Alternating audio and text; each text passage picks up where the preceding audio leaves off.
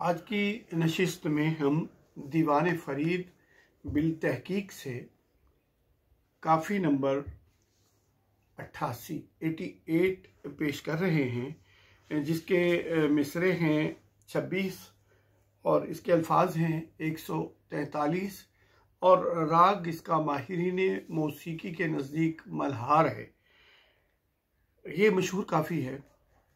असां सौ बदमस्त कलंदर हूँ, कदी मस्जिद हूँ, कदी मंदर हूँ।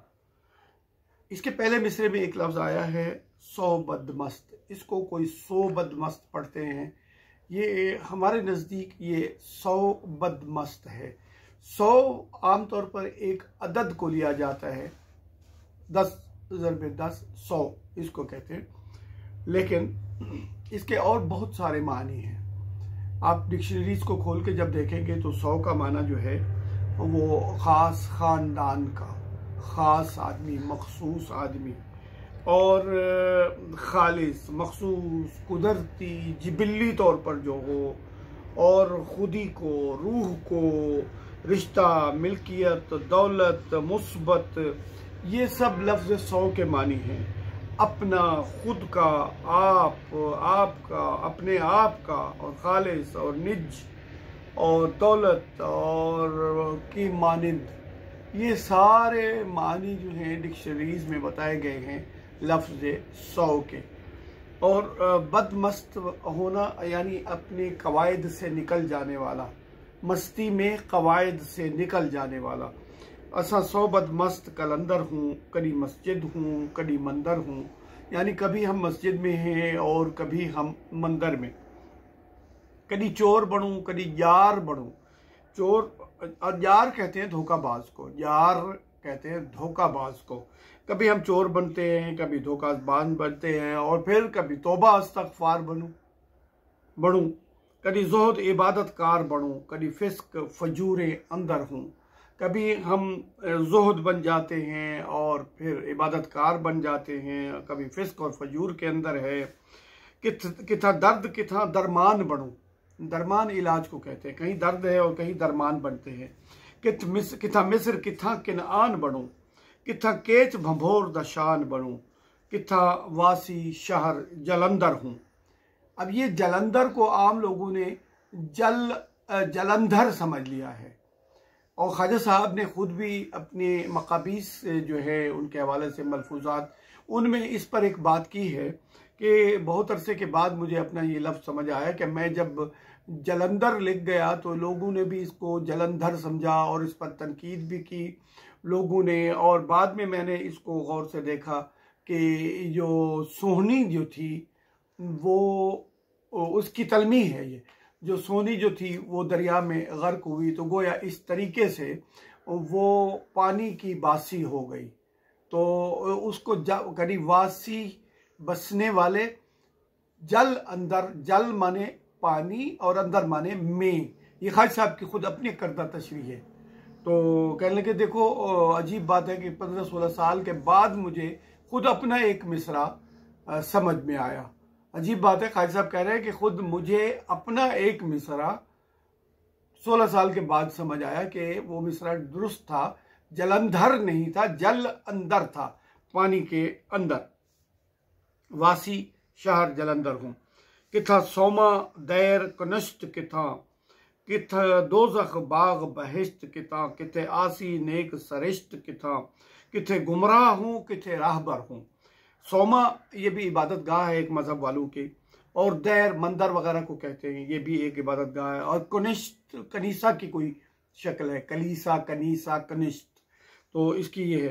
कहीं दोज़ख है बन जाते हैं, कहीं बाग व बहिश्त बन जाते हैं, कहीं आसी, आसी आयन के साथ, स्वाद के साथ, आसी माने गुनहगार हैं, और कहीं हम नेक सरिश्त हैं। और किथे गुमराह हूँ, किथे और राहबर हूँ, कहीं अपना राह गुम किए फिर रहे हैं और कहीं हम राहबर बन जाते हैं, दूसरों को राह बताने वाले। ह्यूं ओ कल्लाश ते रिंद असा, पई निवदी है हिंद सिंध असा, ह्यूं बेशक आरिफ चिंद असा, कुल राज रमूज दे दफ्तर हूँ। हम चिंद कहते हैं खालिस को, चिंद आरिफ चिंद, यानी कभी हम कहीं हमें कुछ पता नहीं है, कभी हम कल्लाश है, यानी हमारे पास कुछ भी नहीं होता। कल्लाश माने खाली हाथ, मुफलिस, सब कुछ लुटा देने वाला और खाली हो जाने वाला। और हम कल्लाश और मशरब लोग हैं, लेकिन फिर भी हमारा निवदी है हिंद सिंध सा, निवड़ को, निवण का इसका मस्तर है, निवण कहता है झुकने को, और हिंद और सिंध भी हमारे सामने झुकती है। और यूं बेशक आरिफ चिंद आसा, और बेशक हम किसी वक्त खालिस आरिफ है। चिंद माने आरिफ, खालिस, चिंद माने खालिस। और कुल राज रमूज दे दफ्तर हूं, हिन नाज निवाज दे टोल करी। कभी कैफियत ये होती है कि नाज व अंदाज के टोल होते हैं, टोल यानी जोक दर जोक, एक के पीछे दूसरा, और बहुत सारे, और वो उसके टोल होते हैं। हे मूझ मुझारी कोला कड़ी। अब मूझ का हम बता चुके हैं कि बिछड़ जाने का दुख और मिलने की तड़प, इन दो को मिला के मूझ बनती है।